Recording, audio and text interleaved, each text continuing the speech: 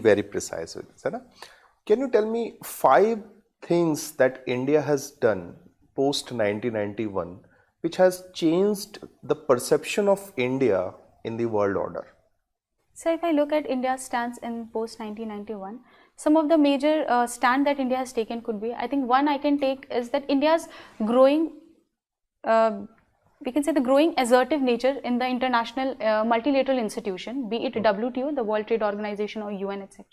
Second, India has also increased its stance in the neighborhood, especially in the Indian Ocean region, which has basically given a signal even to aggressive countries like China that India is going to respond.